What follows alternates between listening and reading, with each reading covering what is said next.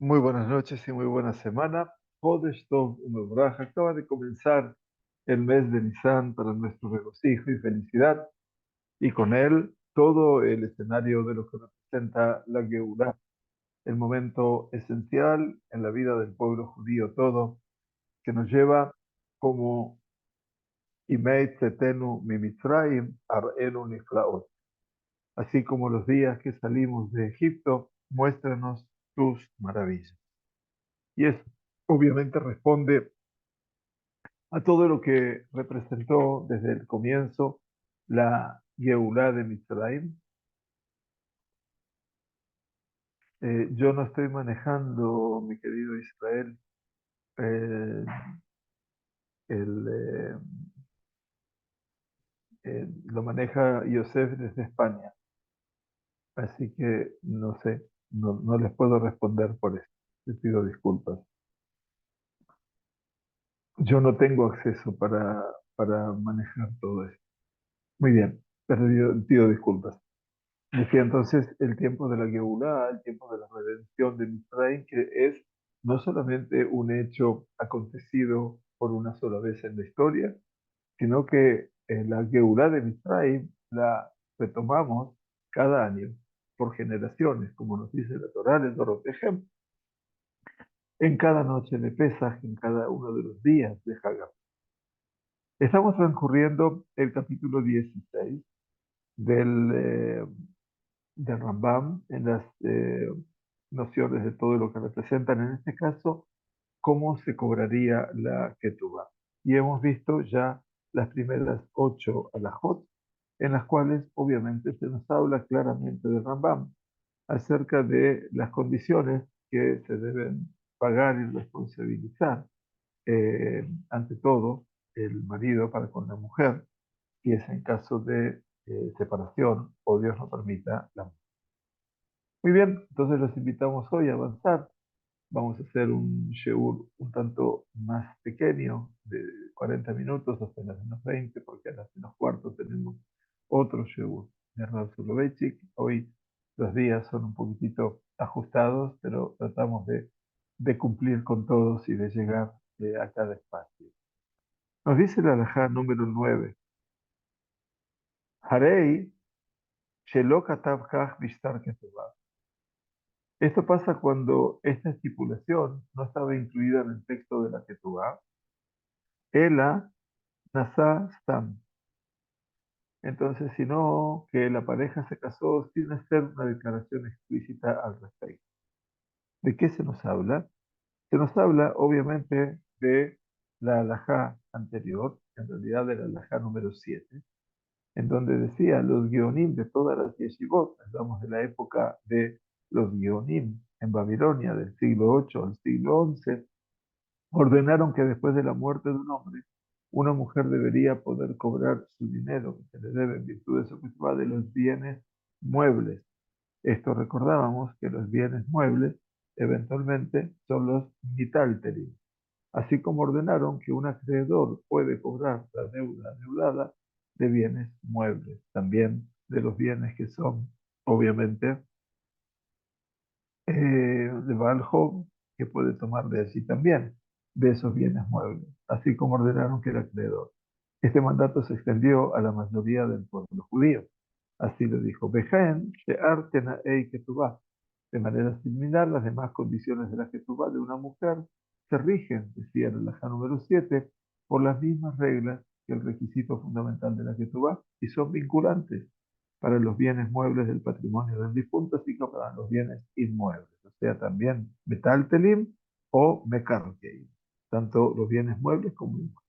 Sin embargo, hay una excepción, el derecho de los hijos a heredar la Ketubah de su, dado que la costumbre de otorgarles esta herencia no fue universalmente aceptada por todas las yeshivot, hablamos de los Geonim de Babilonia, Rambam se pone aquí y dice, sostengo, dice, esta es una alajá, que él entiende, Ani Omar, yo sostengo, aquí es muy interesante, que la ley del Talmud debe aplicarse en este caso y deben dar dinero adeudado a su madre en virtud de esto que tú vas solo de la propiedad territorial.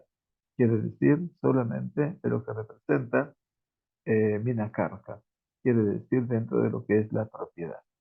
Y la alajá número 8 que habíamos estudiado la semana pasada, la última, en todas las comunidades judías de las que conozco, hablado aquí el Rambam, de las comunidades que conozco y de las que hemos oído informes. De esta manera se regulaba un poco la relación entre todas las comunidades del mundo a través de las epístolas, ¿cierto? No había otro camino. Dice,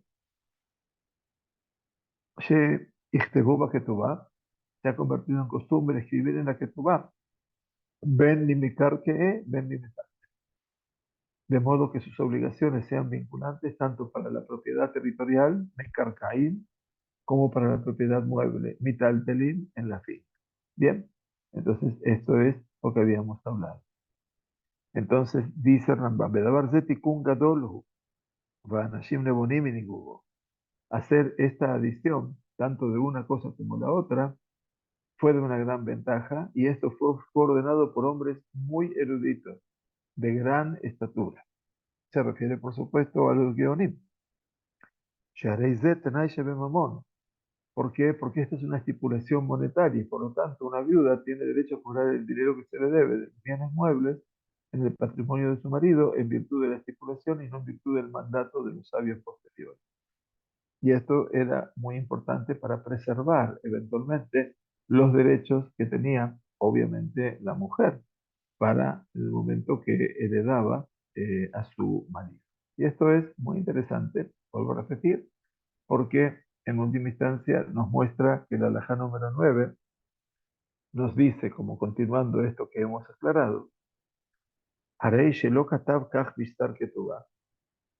O sea que esta estipulación, que hablábamos que la mujer puede cobrar el patrimonio de su marido en virtud de los bienes muebles y no solamente de los bienes inmuebles, esa estipulación no estaba incluida en el texto de la ketubah, sino que la pareja se casó sin hacer una declaración explícita al respecto.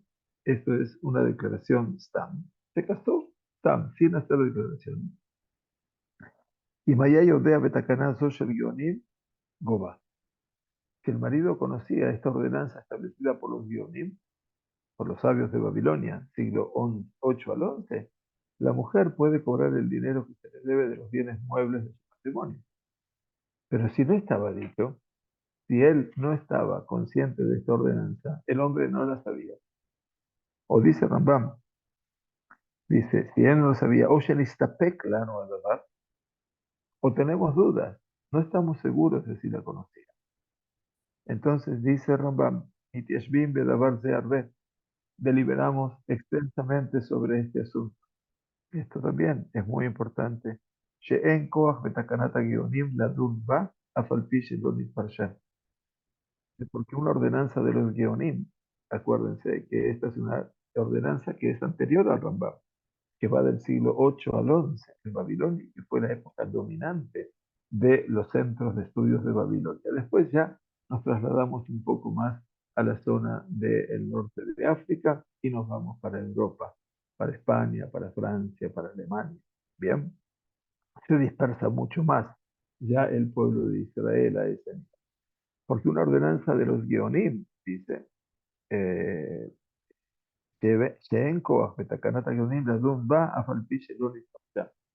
no tiene el poder de ser aplicada y de hacer expropiar el dinero de los herederos a causa de ella, cuando a Falpillerón y Persá, al Pillerón y Persá, pues cuando no fue declarada explícitamente, el marido no lo sabía o no lo hicieron, como es la ley sobre las condiciones de la Ketubá, Kedim Tena Ei a Ketubá. Y esto sí también es importante. El Kesef Mishneh, para que ustedes puedan ver el sentido, el Kesef Mishneh es el Maran Yosef Kar, cuando explica el Rambam. Explica que en la época del Rambam, la observancia de esta ordenanza no se había extendido por todo el mundo judío. Esto es muy importante que lo entiendan. O sea, había lugares, había geografía donde la ordenanza no llegaba por algún motivo, o por la distancia, o porque realmente se desconocía el paradero definitivo y la comunicación, por otro lado, era muy difícil. Entonces, dice esta ordenanza no se había extendido por todo el mundo judío y esto hace que las cosas sean realmente impactantes desde el punto de vista de cómo logramos sobrevivir y cómo el pueblo judío, por sobre todas las cosas, frente a los avatares de los reinados y de los reyes, de los países donde le tocó vivir difícilmente, sino también cómo la halajá, mis queridos amigos, pudo sobrevivir y se pudo mantener a lo largo del tiempo merced a estas columnas vertebrales del pensamiento judío como el Rambam que estamos estudiando. Entonces nos dice aquí, nótese la introducción a al Mishneh Torah, que establece que a diferencia de las ordenanzas de los sabios del Talmud, quiere decir los Amoraim, que son los sabios del Talmud, que van del siglo III al siglo VI de la era común, mucho antes que los Geonim. Una ordenanza instituida por los Geonim no es vinculante a menos que su observancia se haya extendido a todo el pueblo judío. Quiere decir, la Gemara tiene una fuerza inusitada desde esa perspectiva para lograr un impacto realmente en el seno del pueblo judío, porque obviamente era un texto consagrado y todo el mundo lo estudiaba, pero las respuestas de los Geonim no se podían consagrar porque no sabíamos si llegaban o no a todo el pueblo judío. El Kat que es uno de los Rishonim que estudiamos, y el Beit Shemuel, enfatizan que la observancia de esta ordenanza se extendió en las generaciones posteriores y ahora es una práctica judía universal. Ok, quiere decir que después del siglo XVI, después del Shulchan Aruch, mucho después del Rambam, por supuesto, se universalizó. Por lo tanto, es vinculante incluso cuando no se indicó explícitamente en la Ketubá y los herederos del marido afirman que él no tenía conocimiento de ello. Bien, por lo tanto, la distinción entre los dos es que las condiciones de la Ketubá son ordenanzas instituidas por el gran Sanedrín. Quiere decir que todo lo que representa las leyes de la Ketubá en Takanata Sanedrín Agedolá, y al ser una takaná del Sanedrín Agedolá, no puede modificarse. H. Notziba Mamun Hiroshim. Quiere decir, son instituidas por el Gran Sanedrín. Muy bien, entonces a partir de aquí hay que respetar, obviamente, la, eh, la fuerza del Sanedrín anterior a los Gionis. Entonces, las condiciones de la que tú vas son una takaná, es un decreto del Sanedrín. Y por lo tanto, Sanedrín obliga, aun cuando no fueron escritas en forma explícita en la Ketubá, que se puedan cobrar ese Ketubá. Sin embargo, la Takaná, el decreto, la enmienda de los Geonim, no tiene poder y si el marido no aceptó desde un comienzo que se cobrasen de los bienes muebles, es imposible quitar el dinero de los herederos de acuerdo a ese Takaná. Entonces, todo esto obviamente crea un espacio bastante complejo en cuanto a la resolución, pero lo que quiero que vean, para no entrar obviamente en el detalle de lo que estamos hablando, porque obviamente si tendremos que entrar en el detalle, creo que nos detendríamos fundamentalmente en, eh, en muchos, en muchos hechos, en muchos casos, eventualmente a decir, bueno, cómo se resuelve todo esto. Hoy, por supuesto, está instituido.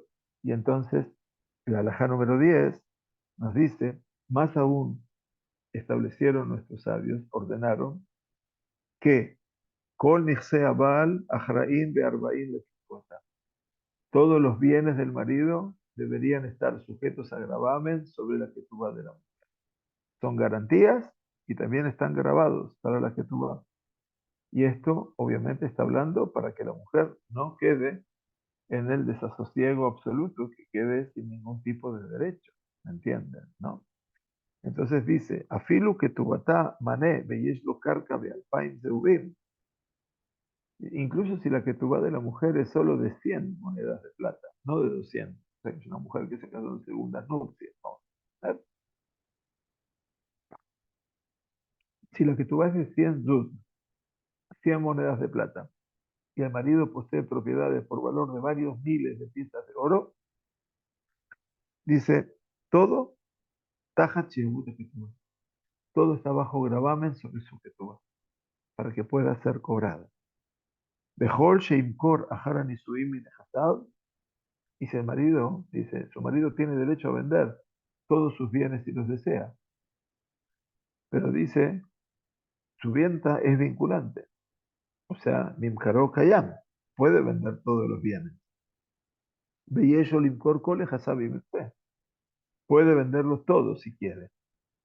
Y es la litrof otam biktubata, pero, sin embargo, todos los bienes que venda después de su matrimonio con ella pueden ser expropiados, litrof, del comprador por la viuda, una vez que el marido murió, en lugar del pago de la ketubá, cuando él se divorcie de ella, o cuando muera, cualquiera de las dos circunstancias.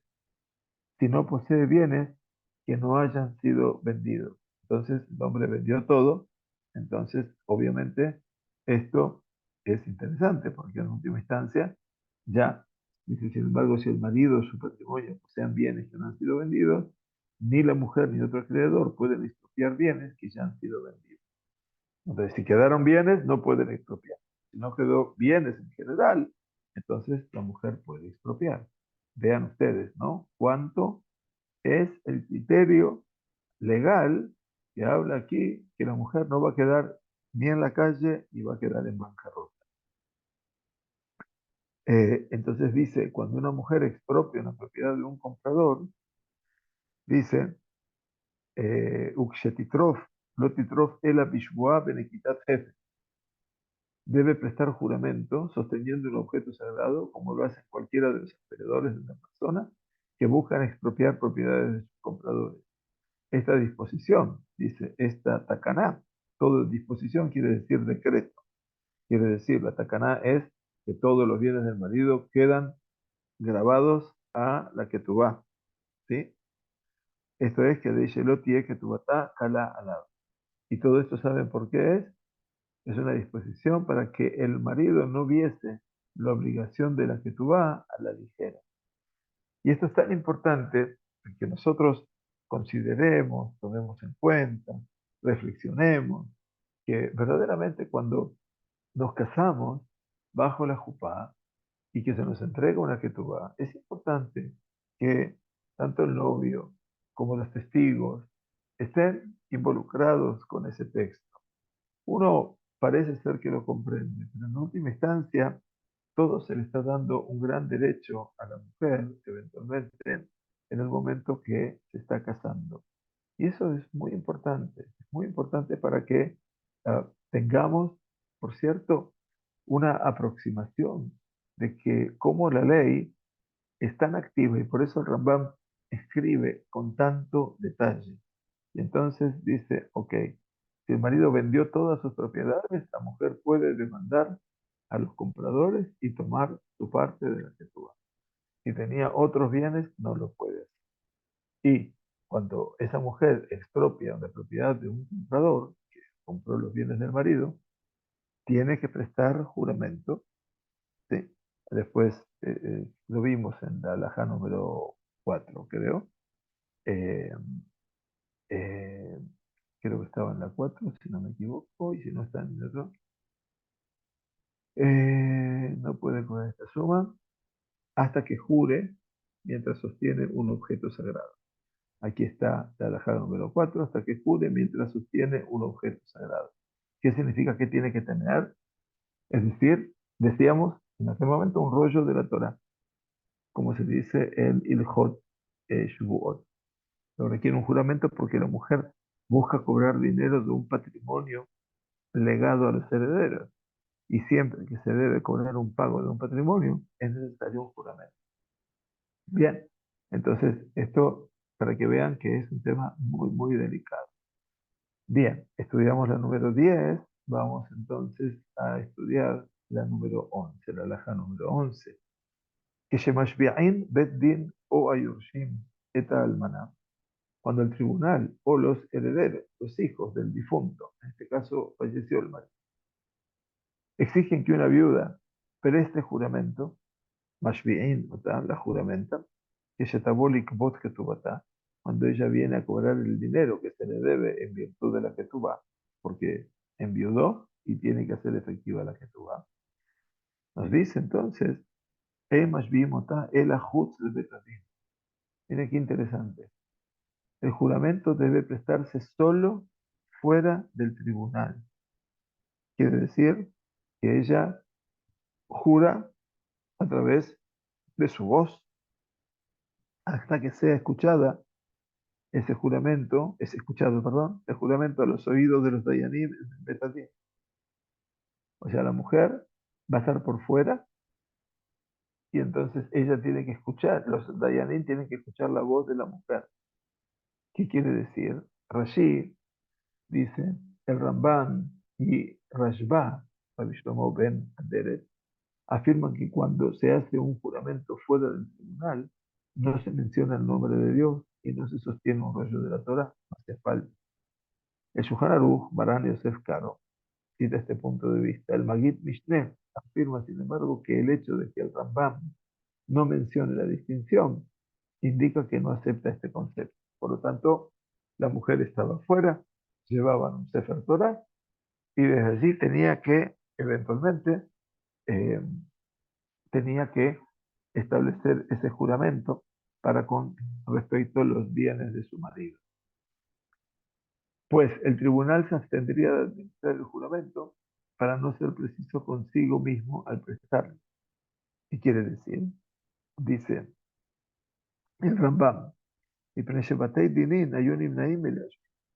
básicamente dice, el tribunal podría abstenerse de leashvia, de juramentarla. ¿Por qué? Porque pueden tener algún temor, ¿sí? Que la mujer no sea muy detallada con respecto al juramento. Quiere decir, puede juramentar a pesar de que recibió un pago determinado y como no querían que la mujer se frustre con ese juramento, que es, es un fracaso, es un quishalón, es un fracaso muy, muy grande, entonces, ¿qué querían ellos?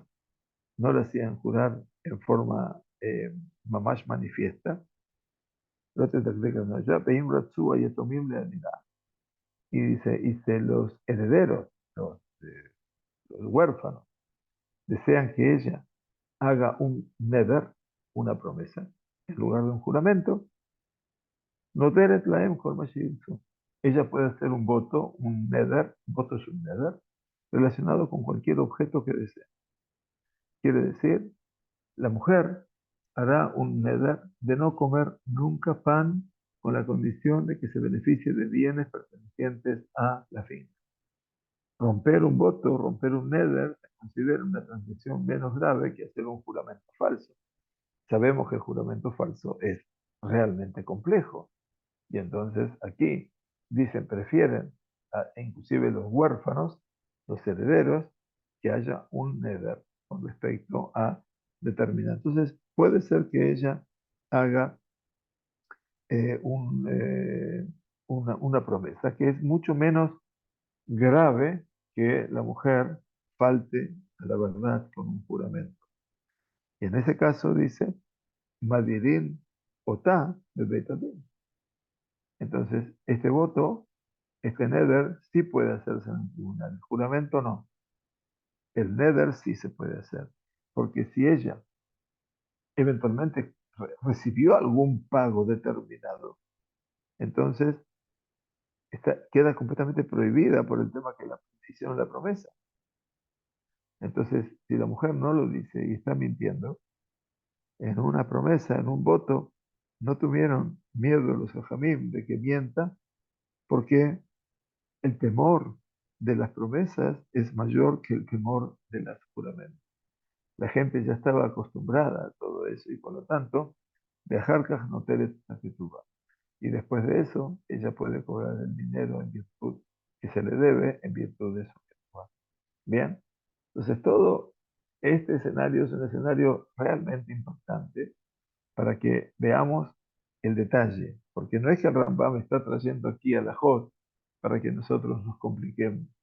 Aparentemente parece complicar, pero esto lo que hace es alivianar rotundamente todo lo que representa la realidad del hombre, del fallecido, el marido y la mujer. Ahora bien, ¿qué pasa en el caso de que la viuda muere antes de prestar este juramento? Meta almaná kodem shetishavá, si ella murió lamentablemente antes de este juramento, en yorshea yorshim iktubata klum. Sus herederos o los hijos del hombre, no de ella necesariamente, no deben heredar su ketubá en absoluto. ¿Por qué dice Rambam? En la ketubá, Tishavá, porque ella no tiene ningún derecho sobre la ketubá hasta que preste juramento y lamentablemente murió y entonces ya no puede prestar juramento. Y este principio explica Shulchan Aruch, se aplica universalmente siempre que una persona tiene derecho a una propiedad, solo después de prestar juramento. Esa propiedad no se transfiere a los herederos de la persona si no se ha prestado juramento. Tiene que haber una shebuá. Por eso los casamientos a veces de Faradim, aunque ya ahora nuestros rabanim nos piden que no lo hagamos así, la que tu base Faradí dice Benishma shebuá hamurá betikiyat kas. E hizo un juramento. Shebuá hamurá. Hamurá quiere decir grave, con todo el peso que cabe en la ley, al darse la mano con el rab. Nosotros nos damos la mano, pero no pronunciamos la Shebuah Hamurá, porque obviamente es realmente complejo todo esto. Muy bien. Y dice Rambam, entonces, Veim Niset Kodem Shetishavah. Está la posibilidad de que la mujer muera antes del juramento. Pero puede ser que la mujer tiene muy buena salud. Se casó por segunda vez antes de prestar el juramento con respecto a su marido viudo, con respecto a la herencia.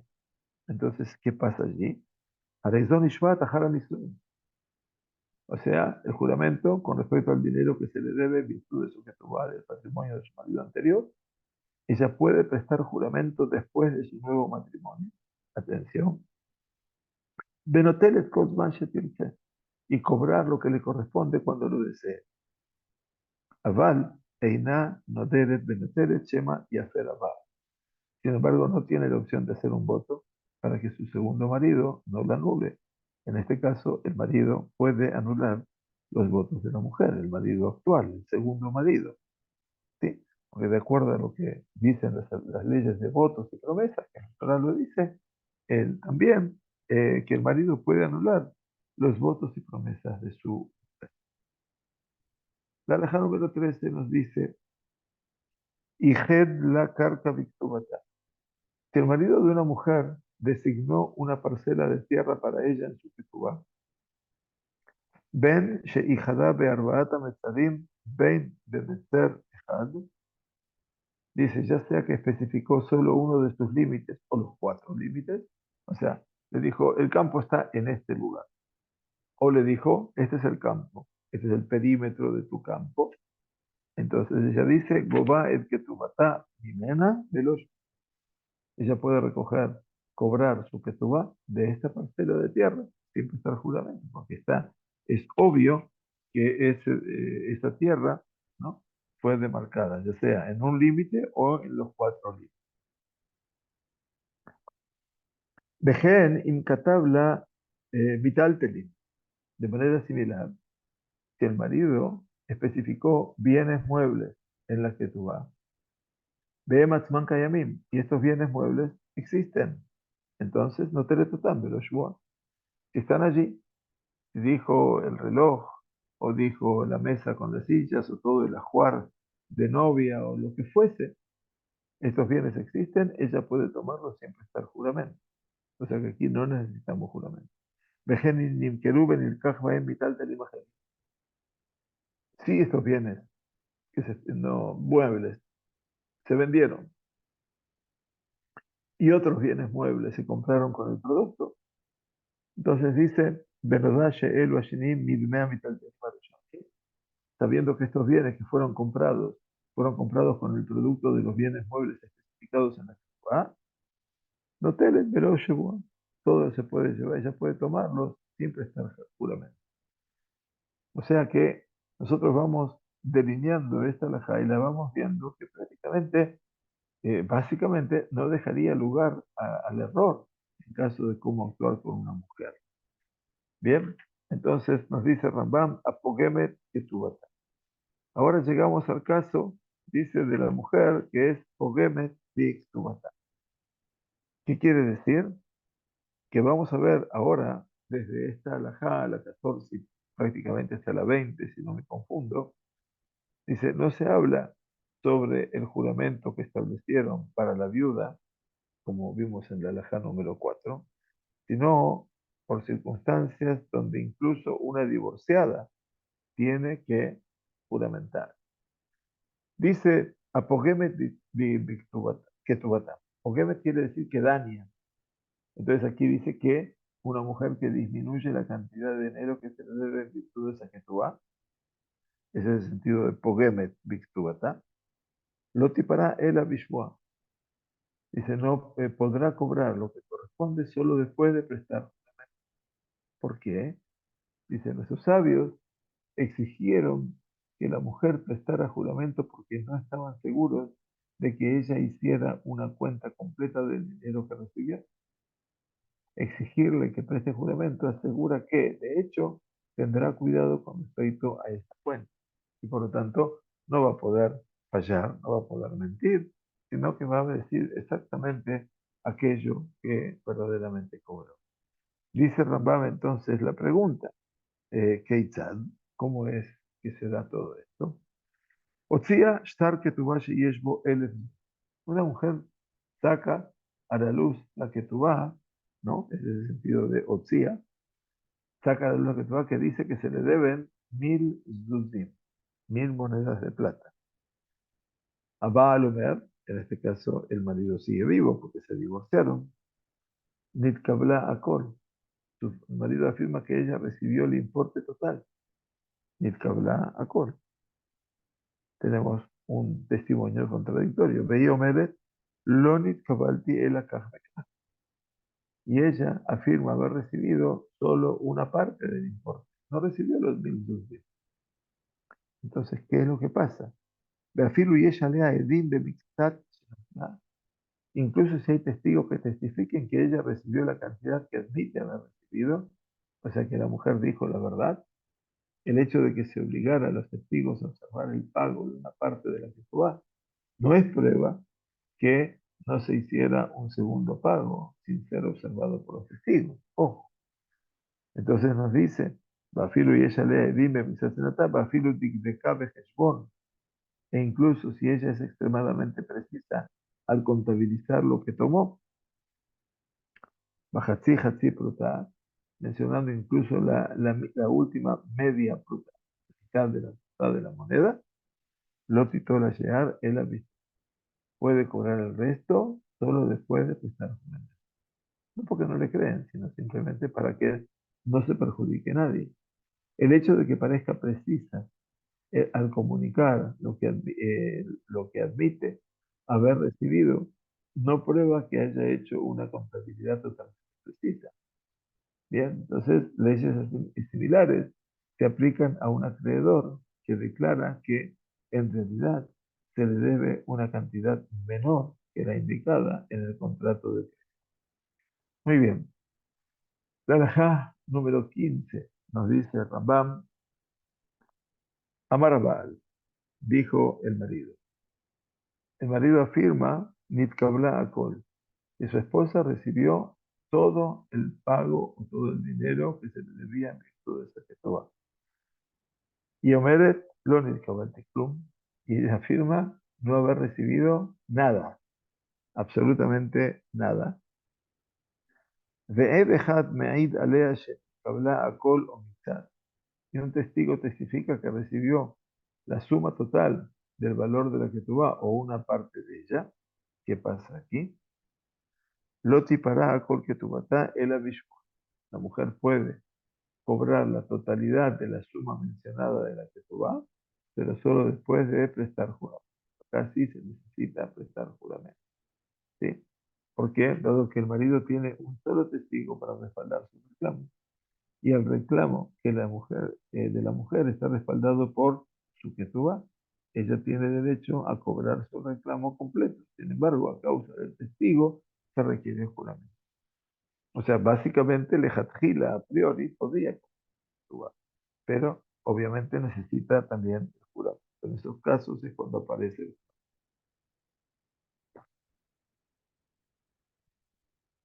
la alhaja número 16. Nos dice, Anifraat shelo befanav. Ese es el caso cuando una divorciada cobra el dinero que se le debe en virtud de la que va fuera de la presencia de su marido. Shelo befanav. Loti para el abishua. Debe prestar juramento antes de hacerlo. Es decir, esa mujer recibe todo el valor de la que va, pero no con la presencia del marido. Entonces no puede hacerlo sino por un juramento. Porque de forma similar a una persona que tiene una deuda, tiene que hacerlo delante de un juramento que verdaderamente tiene que cobrar eso y que eso le pertenece. Pregunta Rambam, ¿cómo se da esto? ¿Cómo está implícito? El hombre se divorció de su esposa y se fue. Ve al ajlo.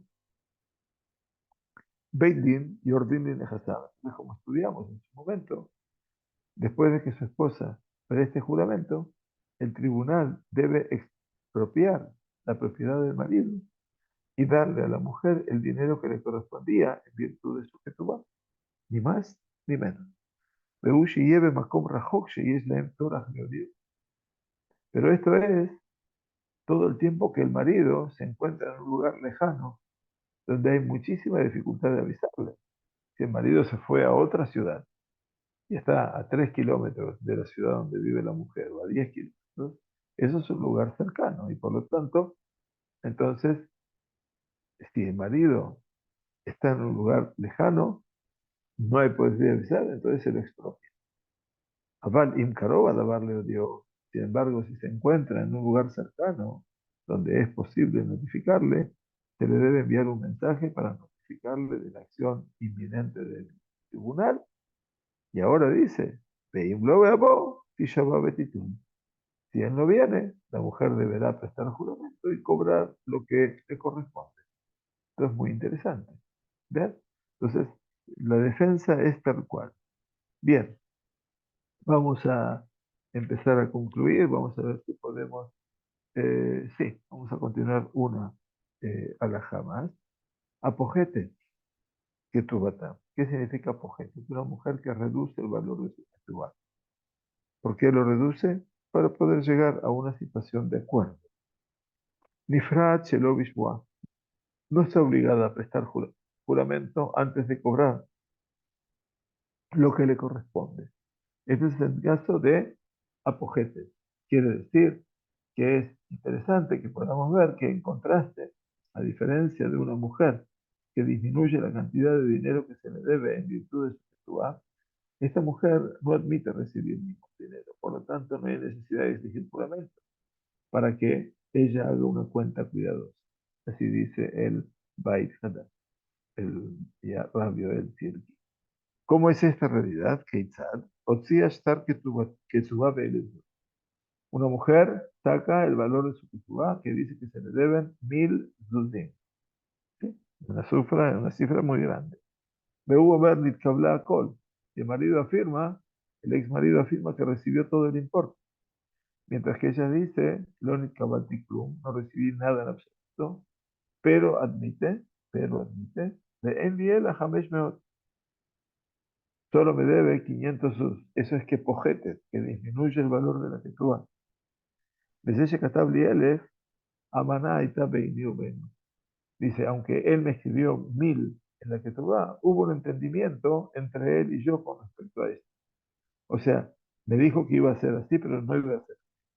Así quedamos de acuerdo. Y Zoni Frache, en este caso, ella no está obligada a prestar juramento antes de comer lo que le corresponde. Ese es el sentido de que ella dice, fue un acuerdo entre nosotros que iba a figurar esto en la ketubá, pero que en realidad me se comprometió con 500. Sin embargo, dice el Rambam, Aval, Imambra, en Bishtar Ketubati, el Hamesh. Si en la situación anterior la mujer dice, mi Ketubá indica solo 500, no podrá cobrar con este documento que dice que se le deben 1000 porque lo ha negado. Quiere decir, porque Adei Bitlauto, ella misma lo anuló, porque Ilu Odat, Sheka, y es como si hubiera admitido que ese documento era falso. Por lo tanto, el marido puede hacer un juramento rabínico, en este caso, Nishbashem Wat Estet, así se la conoce en la Sagrada Torah, Benita, y entonces hace ese juramento rabínico para respaldar su reclamo, y entonces queda libre de todas las obligaciones. Así es como este capítulo intenso nos muestra, todavía nos quedan llegar hasta la alajá 31. Nos faltan algunas alajot más, casi la mitad del capítulo, pero en buena hora que hemos llegado. Gracias por acompañarnos. Shavua Tov Mevorach, Jodesh Tov Mevorach para todos. Gracias por estar con nosotros. Un placer poder tenerlos aquí. Muchas gracias. En unos minutos comenzamos en otro ámbito, con otro Zoom, la clase tercera del Rab Soloveitchik sobre P. Muchas gracias a todos. Bienvenidos. Jodesh Tov.